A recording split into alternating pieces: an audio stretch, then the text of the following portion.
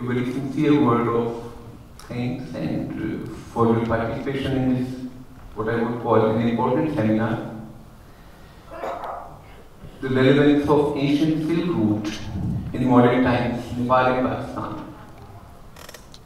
I'm sure the scholars and the decision makers and the policy and opinion shapers sitting around this table, they would be able to go for a thorough brainstorming session,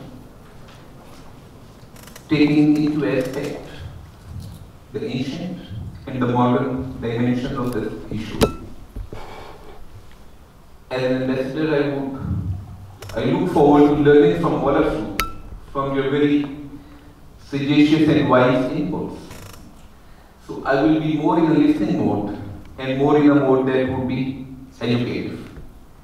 I'm particularly grateful to Himalayan Shirnana, who is president of the Pakistan-Nepal Friendship and Cultural Association, Chancellor Upeti Saab, who could make out his presence over here at a very short notice. Chancellor, thank you so much. The Farani Saab as well, and Arun Gupta Saab for his very insightful paper. I've taken a look at it. It really added to my knowledge. And very importantly, for the President of Nepal World Affairs, Hemant Kharal Saab. So I won't take much of the time. Let's start the proceedings. Thank you so much. Railways were not there, air service was not there, and the very highly coveted precious Chinese silk used to be transported from China to European countries through the Silk Road. That's why it is called the Silk Road. Now a new version of this Silk Road has come up. One Belt Road, the Chinese government has come up with this concept, which is very welcome. And I think our government has welcomed this and has signed some agreement to participate. Now, my question is that connectivity as such is welcome. Now, to take part in this project, what is the liability on our side? The question is whether we have to invest. If we have to invest on this project, then what will be the return to us? Connectivity is welcome because it facilitates export of our goods. It also facilitates import of goods to other countries. If we have not many things to import to export, but many more things to import, connectivity will be that our balance of payments rate will worsen. So all these factors have to be taken into account. But I think this is a subject which is worth going deeply into it. And I look forward to hearing from all of you what is your remarks, what are your suggestions, what are your comments about this project. Thank you very much. What was the Silk Roads? The Silk Roads were an interconnected web of routes linking the ancient societies of East, South, Central and Western Asia and the Mediterranean. It contributed to the development of many of the world's great civilizations and enabled the exchange of technologies and ideas that reshaped the known world. Items that was traded on the Silk Road. The Silk Roads are routes of integration, exchange and dialogue between East and West that have contributed greatly to the common prosperity and development of humankind for almost 2 millennia. Along the Silk Roads, Chinese silk was unquestionably one of the most valuable products being traded.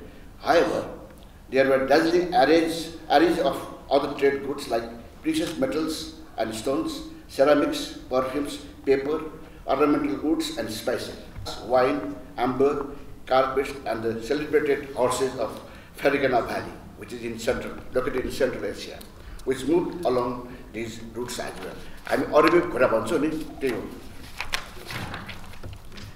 Historical and geographical context.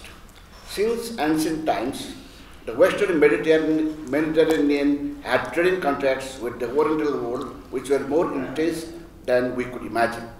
The trading took place along the Caribbean routes through Central Asia and the maritime routes across the Red Sea and the Indian Ocean.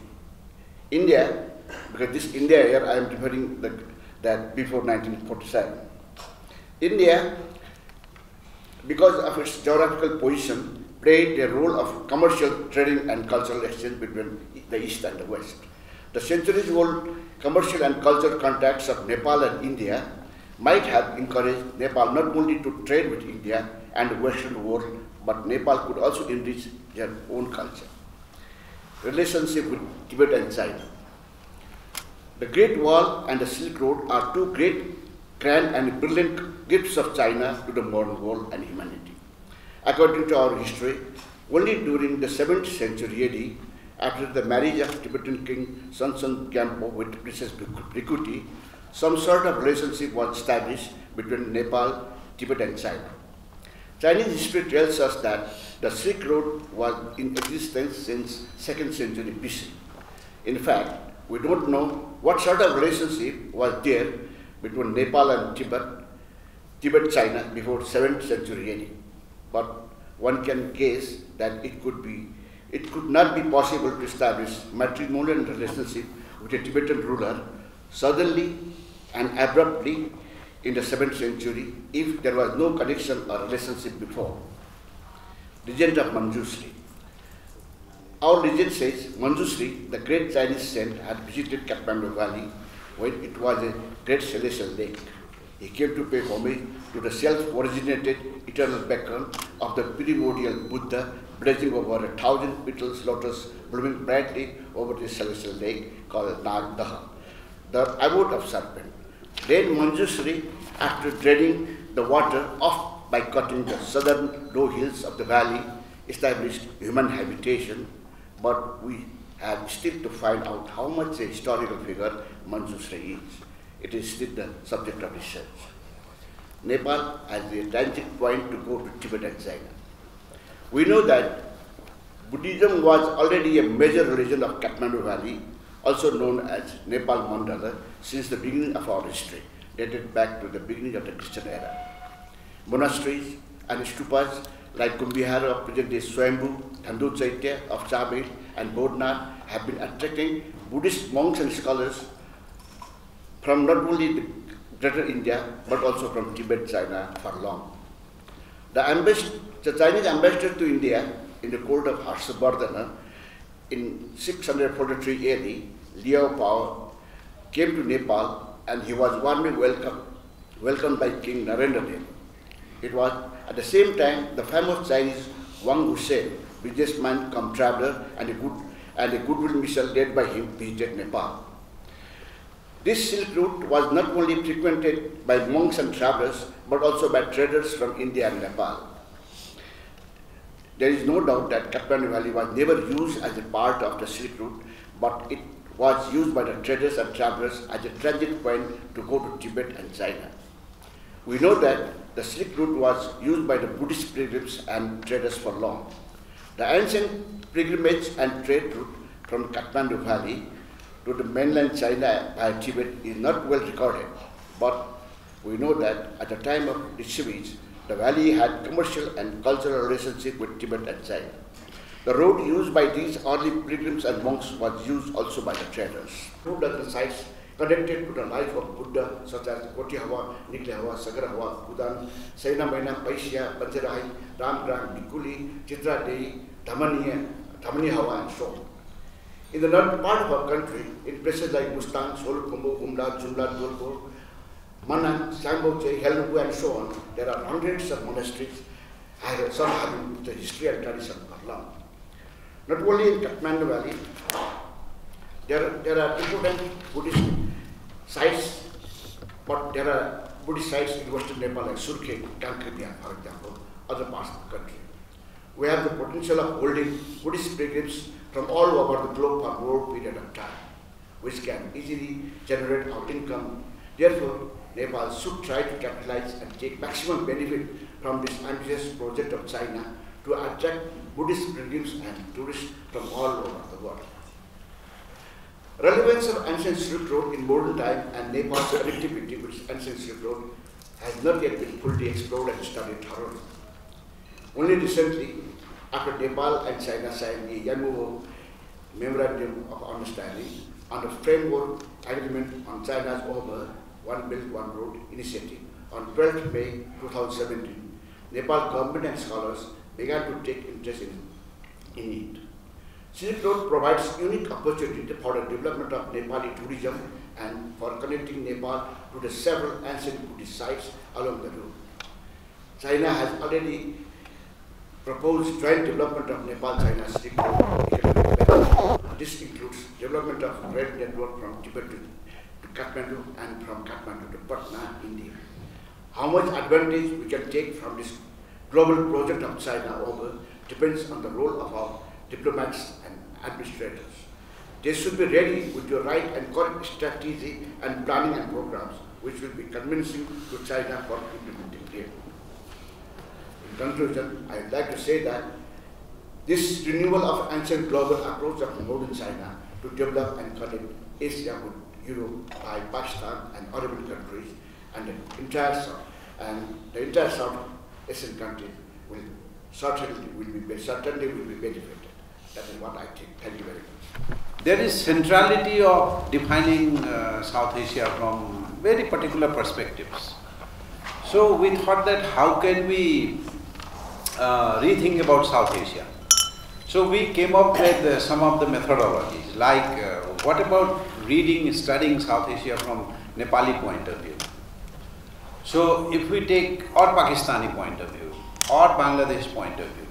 So if there is perspectival change, if we look at ourselves from those locations which are ignored and marginalized, because if you look at the books and publications on South Asia, if Pakistan comes, it comes regarding partition. It is footnoted.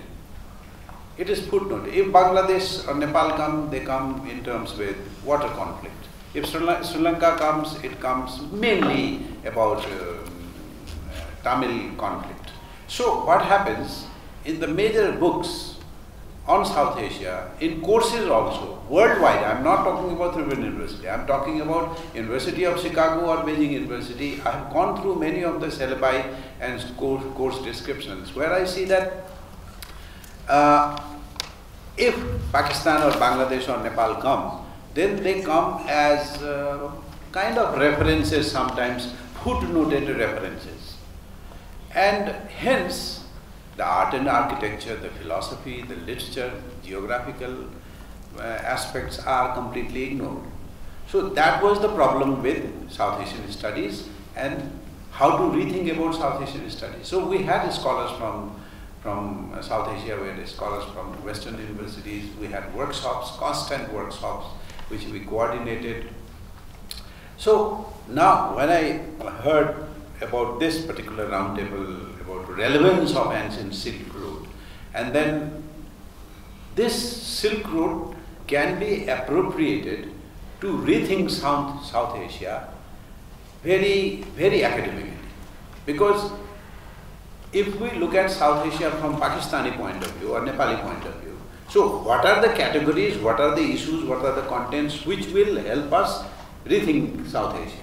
So, for instance, we came up with the idea that Silk Route can be one of the locations, because Silk Route is not only a Silk Route, but it is a metaphor of so many interdisciplinary conceptions, from art to commerce, from philosophy to flow of texts. So Silk Route becomes a methodology to, for instance, if we think about how to rethink South Asia, how to change the perspective, so we have to look at some issues, and Silk Route becomes one of the most significant issues. I have 2 or 3 students who are working on Silk Route, but so this is the first proposition with which we started. Second thing is now looking at the Silk Route, the entire cartography of Silk Route, the map of Silk Route. So if we look at that, then it's not my contribution only. My paper is a kind of reflection of what my students are doing, and I have acknowledged their contribution in my bibliography and even in the footnotes. So there is a team which is working on this, but we are not, I don't say that we are very advanced in this study, but we are really sincerely looking at this. So that means that particular maritime Silk Route, when it reaches into the land, then it goes northward, straight northward. If you remember the map, it goes northward, and then it connects Nepal and China, Tibet and Bhutan and that particular part of the Himalayas. And then it moves, one track moves through Assam to China, and one goes, probably, these are the probabilities because it needs exploration and there are researchers who are doing.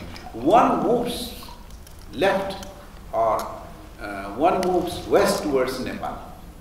Then that particular route is connected with, again, this horse and tea route, which Professor Amartya knows better, horse and tea route, which comes from central China to Nepal. So that is the second tributary from central China. That was the northward, or let us say from Silk Route's point of view, it is the southern Silk Route. That means the tributary which enters from central China to Nepal. But it was later called as tributary of Silk Route, because what is interesting is when Silk Route was established, then it developed, it began a kind of tremendous amount of force in Asia where many other tributaries were created. So it is appropriate to call major Silk Route and tributaries of Silk Route. Some scholars say, why should we call it tributaries of Silk Route? They were other mega highways. But I say that my proposition is that if something significant begins, then what happens? There are follow-ups. So Silk Route developed this idea of trade and commerce. Then other tributaries also developed in 100, 200 years, 300 years. So there is no harm in calling tributary of Silk Route. So that is the northward connection which connects Nepal, because His Excellency, when we had this communication, you talked about relevance of Pakistan or relevance of Silk Route in modern times. So Nepal's relevance comes one through maritime Silk Route, and then one from the southern Silk Route, which comes from north to south to Nepal. And the third is, which Professor Amartya was also referring to, Kushan Empire and Kanishka. The third is Nepal's connectivity to Central Asia through India, Pakistan, Afghanistan, and then this is the most significant thing, that how Nepal's connectivity and then spread of Buddhism, and in latter period when Sassanid Empire arose in Central Asia, then how that particular Islamic empire had tremendous amount of syncretism with Buddhist ideas and philosophy. It was one of the most golden pages of, development or a kind of negotiation between Buddhism and Islam. Because even now in Central Asia there are art and architecture. In one particular house, many houses where you have both Islamic and Buddhist architectures. And even in Kublai Khan's court, there were Buddhist generals and Muslim advisors and chief of some ministry. So this particular Silk Route created a situation where religions and cultures came together with so much of exemplary emphasis that we will be surprised in our modern times. Along with the cave means Buddhist and other art and architecture sites, like one is Aurangabad in central India, and from central India to Pakistan, Pakistani sites, and then from Pakistan to Afghanistan and all northwest. But one of the best methodologies to read the connectivity with Pakistan is the spread of Buddhism and its connectivity finally with some of the major Islamic empires and how the space of Central Asia became a very significant liberal, secular space of interaction and connectivities. So we start with, if Nepal and Pakistan comes into the fore of rethinking South Asian studies from from Silk Route point of view, then the best means I would like my student to do research in this particular field where Nepal, you start from Nepal with Buddhist, Buddhist ideas traveling towards Central Asia, and then when it reaches to Central Asia, then it means exploring the connectivity with Buddhism and Islam. That is the significance. But one or two students are working, and hopefully they will come up with some ideas after a couple of years, but it takes time. But this is one of the most significant. It will be, from our academic point of view, from the point of view of humanities and social sciences, this will be a kind of, not only a spread of Buddhism, but also its connectivity with some of the most powerful and liberal Islamic empires. Is to the world. But I think the President Xi Jinping propounded the One Road, One Belt initiative is the new versions of the revival of the Silk Road. Connectivities today is very important things to to stay forward for the progress and prosperity.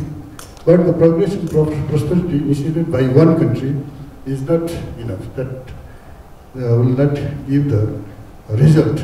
So this the aim of this revival of the ancient Silk Road into the Belt and Road Initiative is initiative to initiate to the whole world to work to step forward together for the sojourn of prosperity and peace.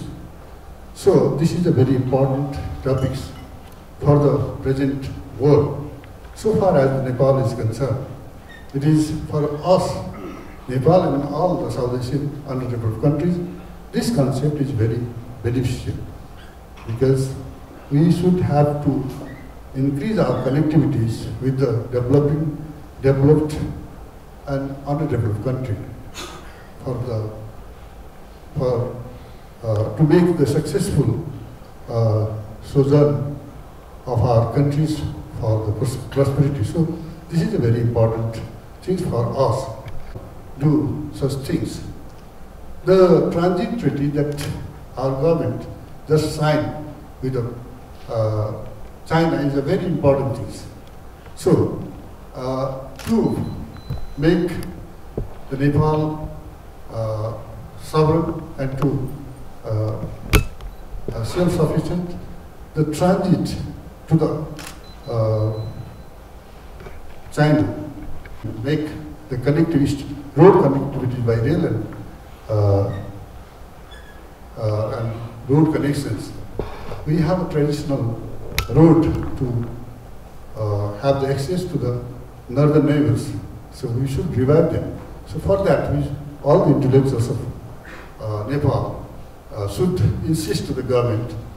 I think this type of seminar is a very influential and beneficial to formulate the opinion and insist the government to fulfill the commitment that committed with the neighboring countries.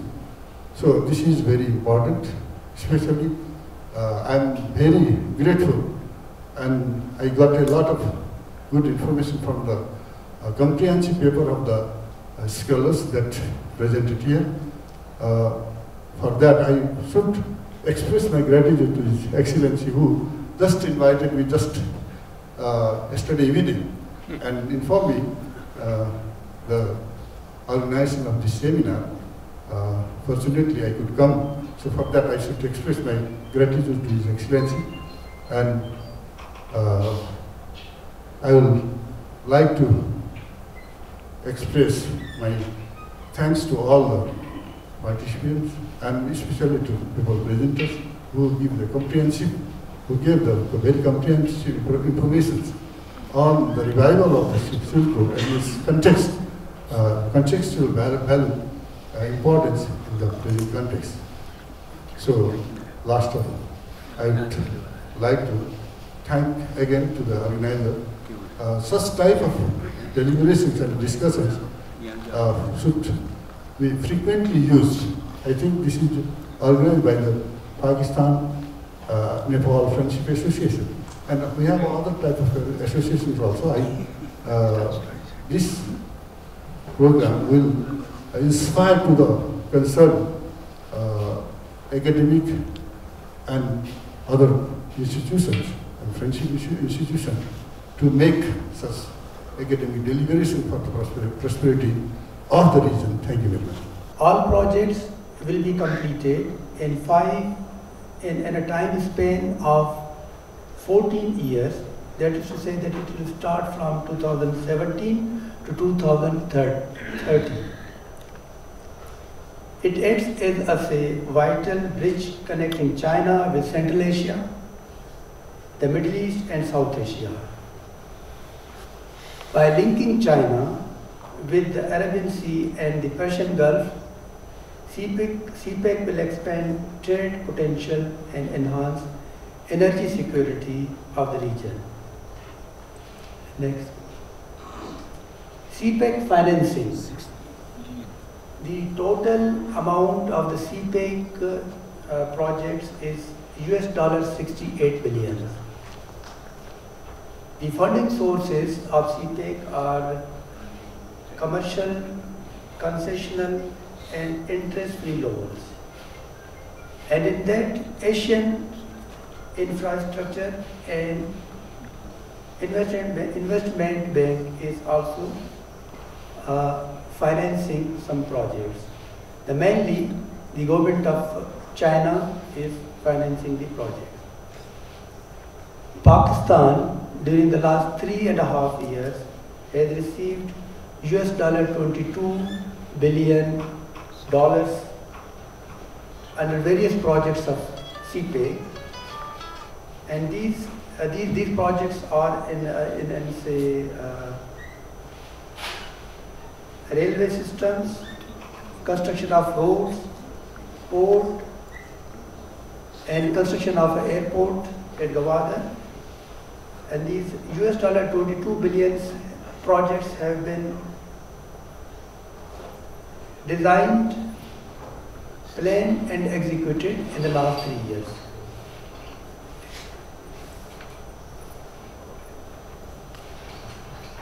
CPEC projects.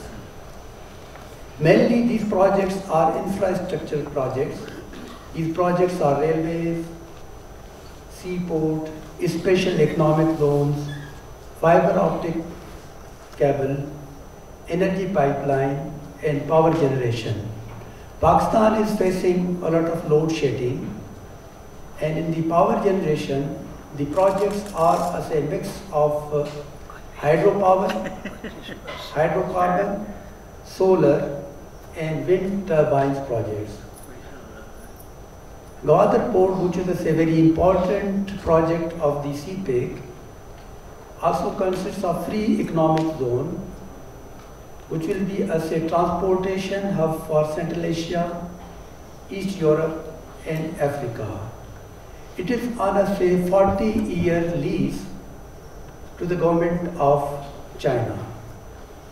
In Gwadar, a lot of new housing schemes and new hotels are being constructed. 80% of China's oil passes via Strait of Malacca. Port of Gwadar will be alternate to route for Chinese oil imports from Middle East. CPEC has also generated a lot of economic activity in Pakistan. Currently, Pakistan's economic growth rate is 6%, and it is projected to be 7% in the next year.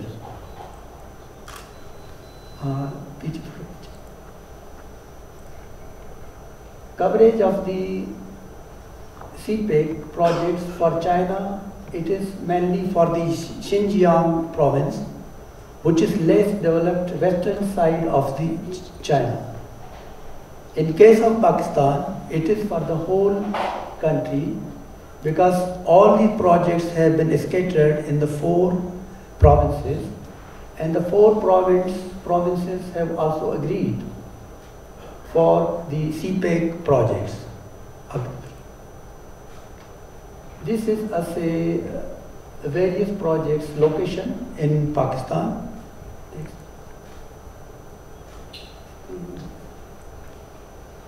Railway network of CPEC. We have inherited railways system mainly built by Britishers.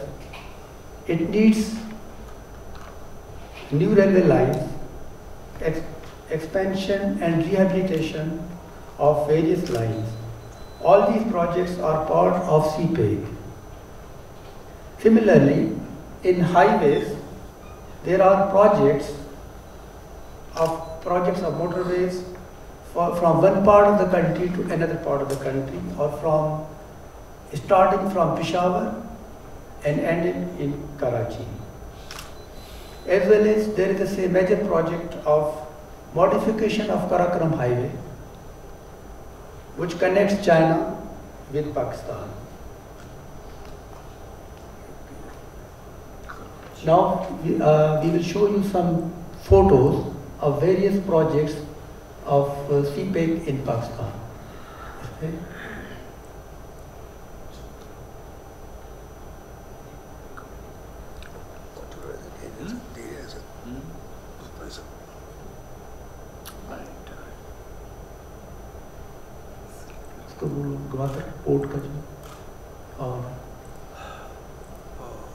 Okay. Anyway, for discussion and debates, we will be having views, comments, and discussion debate during our discussion portion of today's seminar. So thank you very much. Played a very important role to link the East and South at that time when there was no other means of transportation either by road or air. So the China has benefited a lot out of that Silk Road because of their kinds of products like ceramic, precious metals, silk, and so on. So in this context, I think later on in 2013, Chinese President Xi Jinping, he had revived this concept of Silk Road. And the main idea behind the Silk Road, as you all know that, this helps to have a kind of economic support to the country of all over the world. The main idea behind it, a noble idea, is for the well-being of the human beings. The ancient Silk Road, as I already mentioned, that's not for only the connectivity, but also that particular ancient Silk Road used to boost the flow of knowledge as well.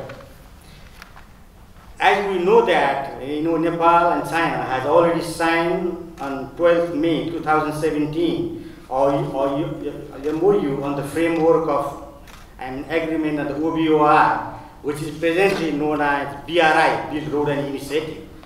So under this BRI, most of the support which has been provided at this present time by the Chinese government, this all comes under this umbrella, BRI umbrella. So this is very important aspect. If Nepal, wants to have some kinds of development concerning both our social and economic development, we need to be very much fast in order to develop our plan and submit it to the concerned Chinese government so that we can go ahead very quickly, because this agreement, as you know, they are already signed in 1 year ago. But up to the now, we have not seen any sign how we will go ahead. So I think in this concept we should also learn, as our DCM from Pakistan Embassy has mentioned that about CPEC.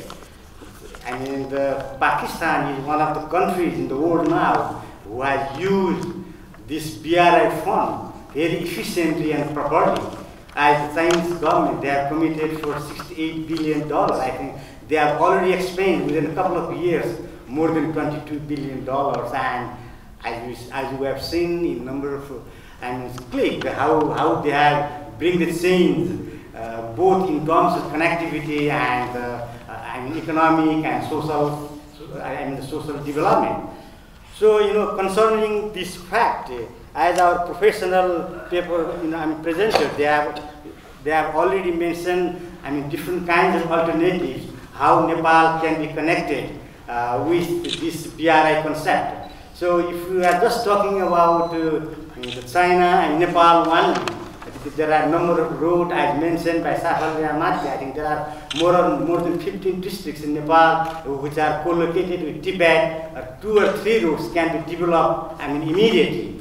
So I think another possibility, Arun Gupta had mentioned on the basis of the research paper, the Maritime Silk Road, which can be connected to the land also, and ultimately it will give, a lot of supports to the Nepalese and the product to just to other parts of the world.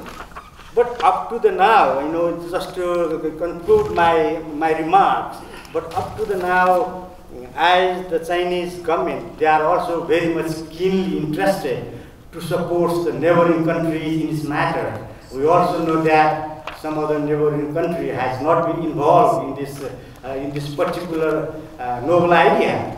They will come in the future very soon by accepting that this is for the well-being of the people of this region. If the neighbor, our other neighbor also joined this particular project, this will give a very supportive to the both countries, Nepal and that neighbor country. So one of the proposals that has been provided by the Nepal government, as we all know that the train or the railway link from Rasuagadi to Kathmandu or up to the Lumbini.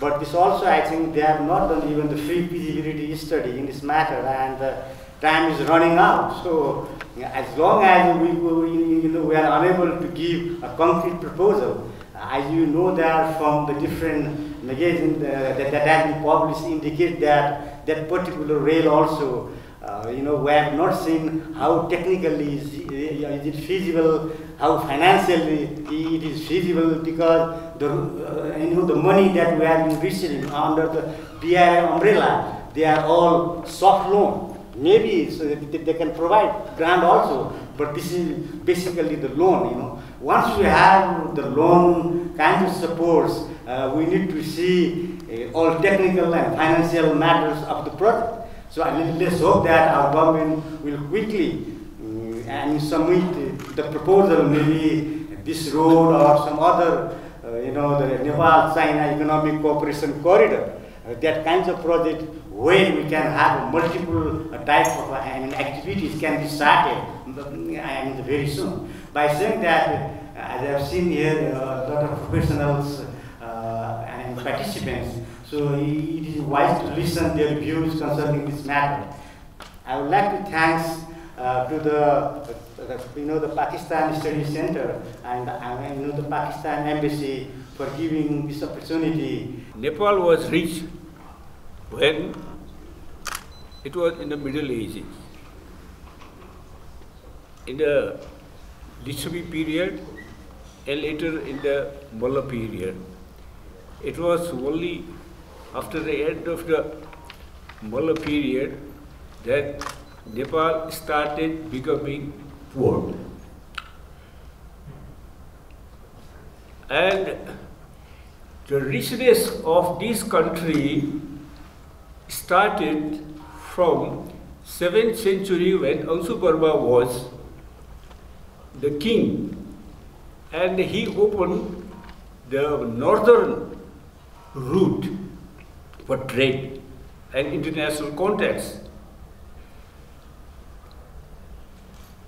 He actually opened up a novel route for making Nepal rich.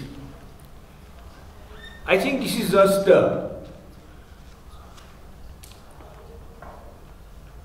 say a inspiration for joining the modern Silk Road. However, I feel that Nepal being where it is and being surrounded by what they are, I think the Silk Road should not be confined to only land and sea.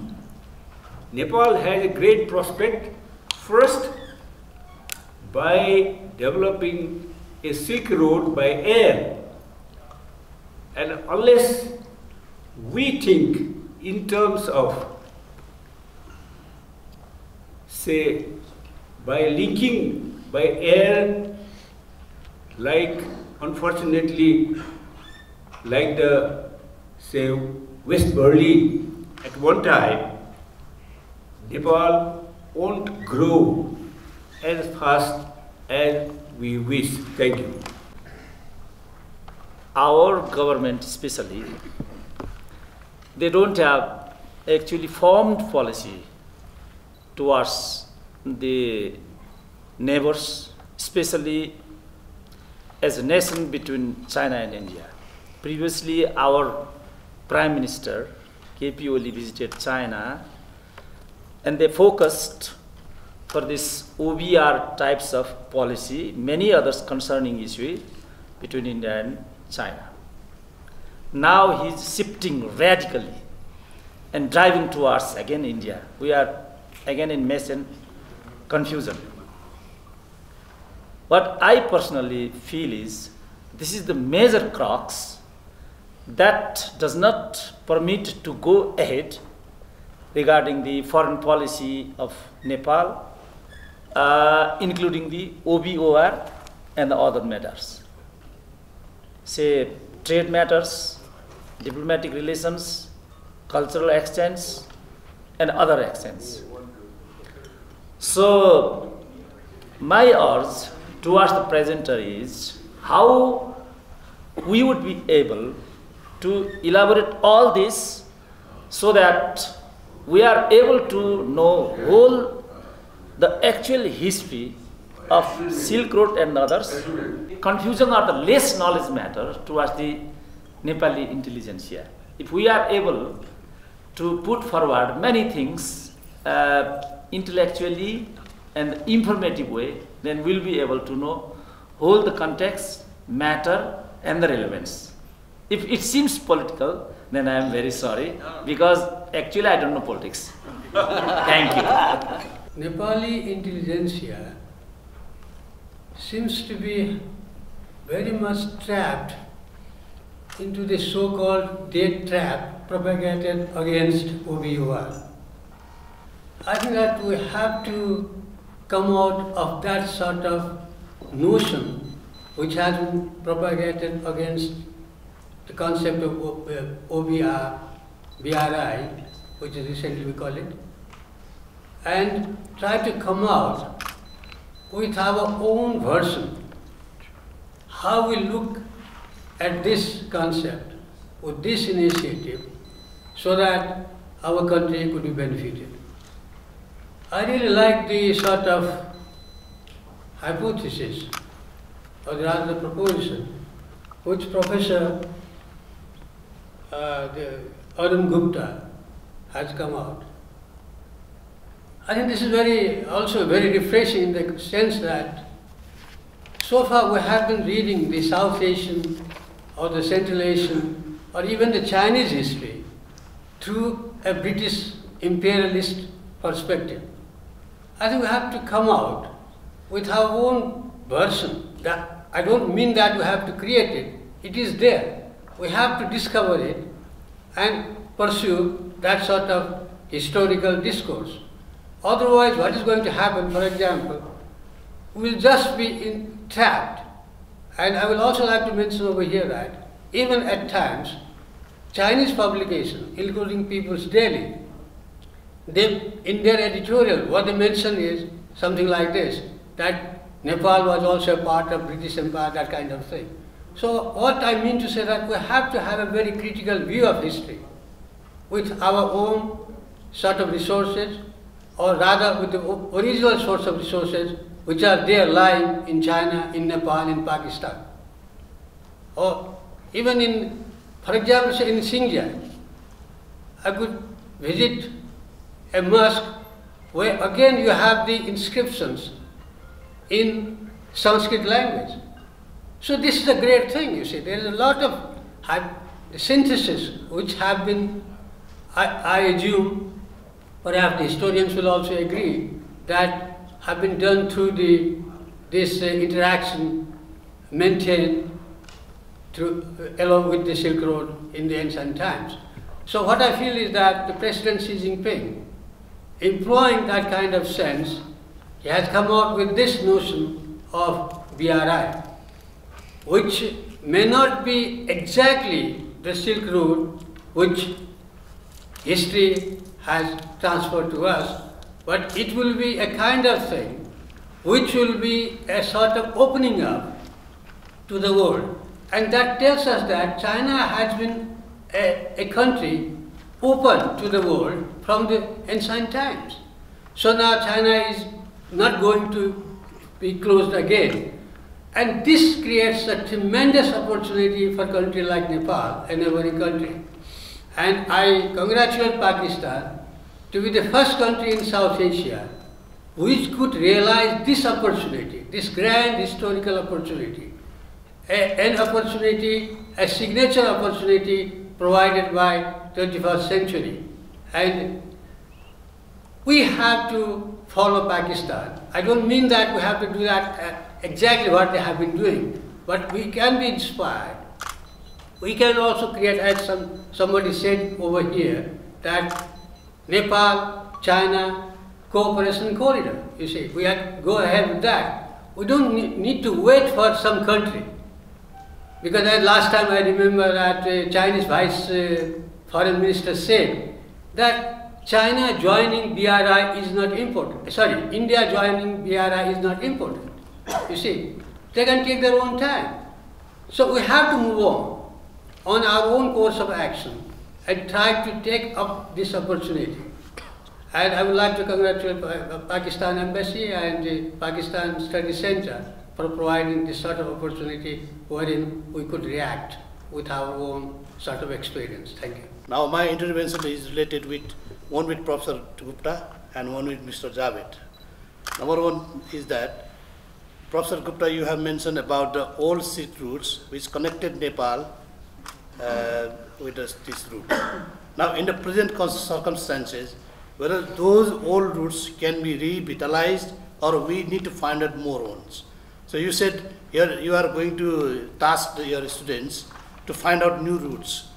So in this case, it's very important for us, and I think it will be a good cooperation to our country also, because Silk Route is a very important topic nowadays, everywhere we talk about it.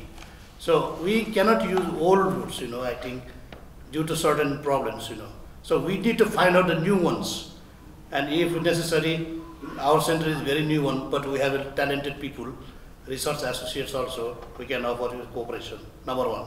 Number two is to Mr. Javed, with CPEC, you said, yeah, it's, a lot of projects are going on, good for Pakistan. But recently I read one article which said under BRI, a huge project were cancelled or postponed due to certain technical problems. You didn't mention about it. You can enlighten what were the problems there, because these projects, I think there are also lots of ifs and buts about the BRI. So I really like to know something about from your side. What were the real problems? Because BRI connects so many countries, so many regions, so many cities, and it's not an easy job to smoothly sell everything as desired. That's my point. Thank you. What I think, the Silk Road, presently reviving of the Silk Road, has several names in the newspapers and elsewhere.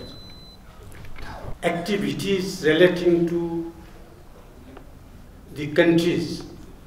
Ultimately, what I think, after the completion of all these things, Silk Road, there will be only one Silk Road.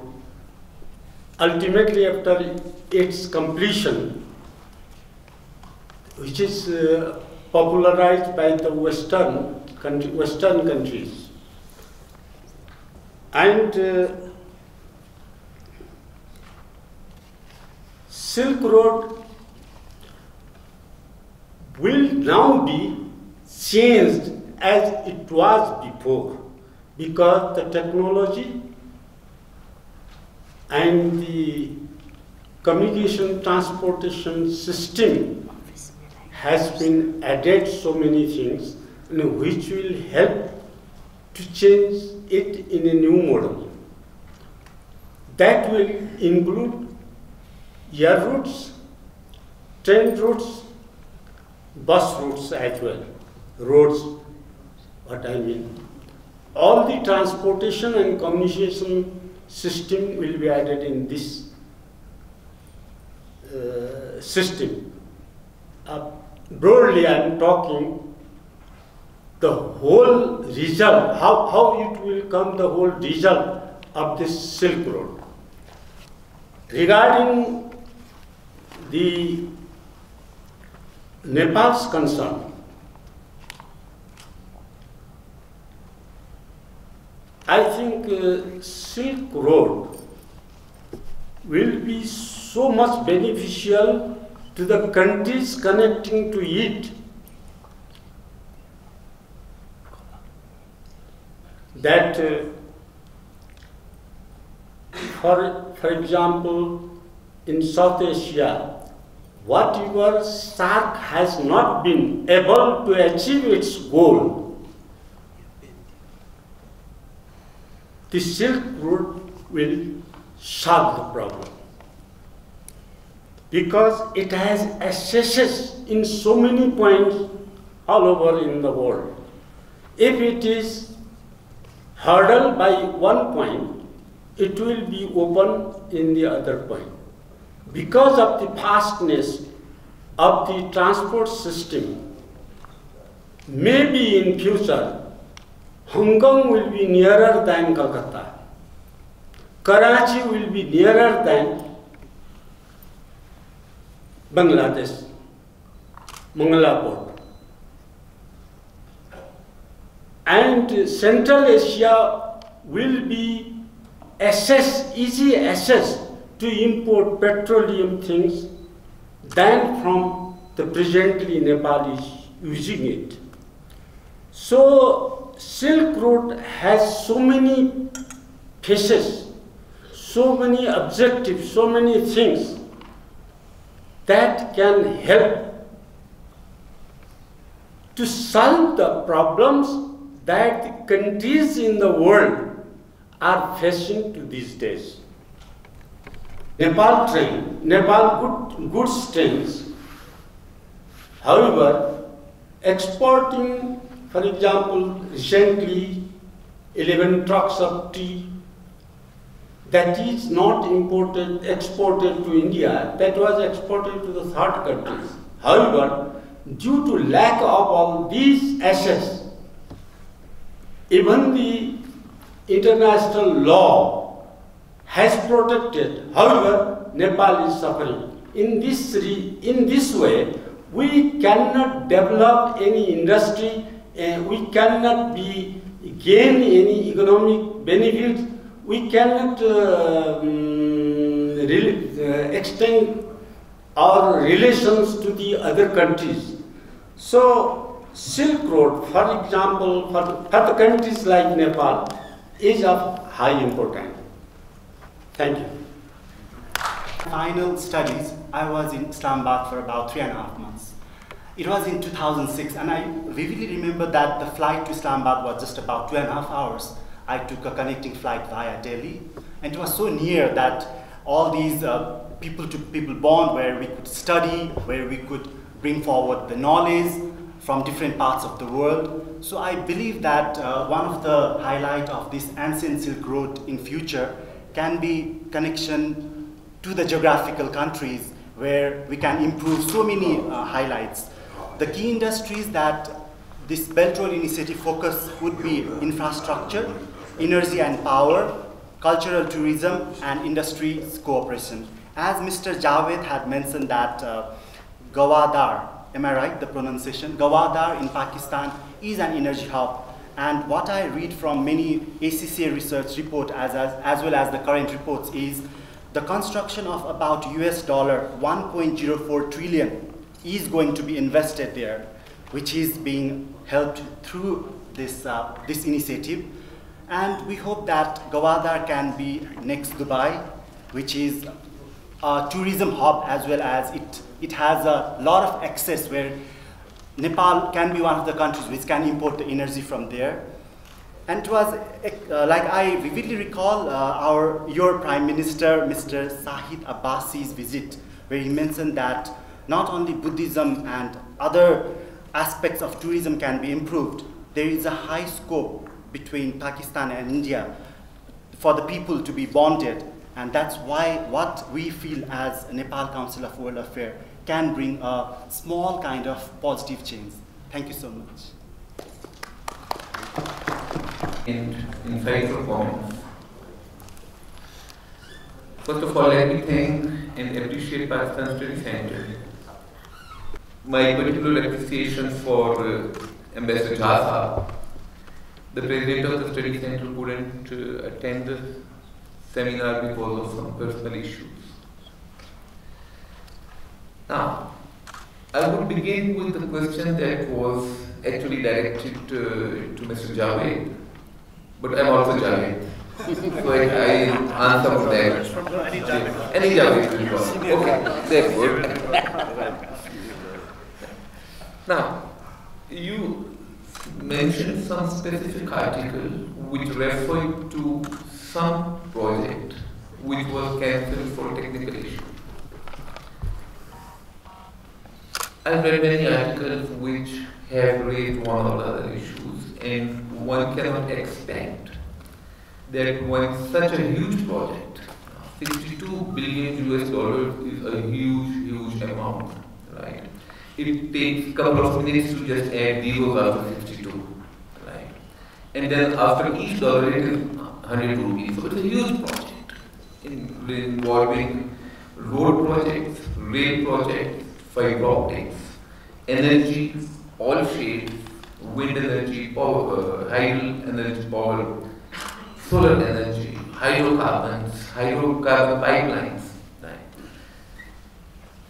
Extending over, as the other Javed said, for more than a decade.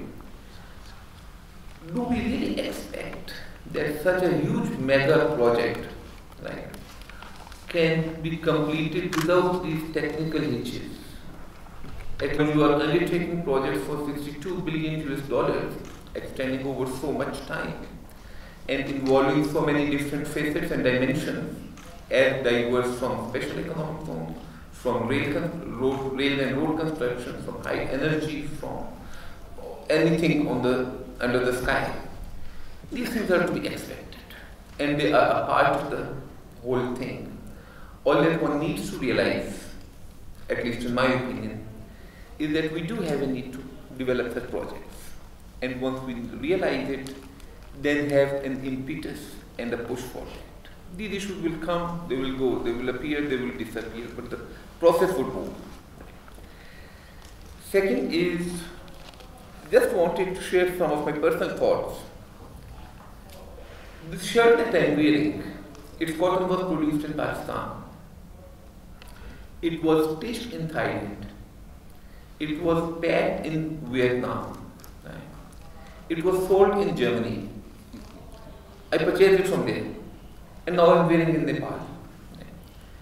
For many years I had thought probably this process of globalization or the global village that we talk, this is something that the present generation or the generation preceding it invented it in 21st or 20th century.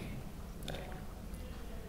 Then I read something, frankly speaking, for preparation of, for understanding of this seminar, from the history books.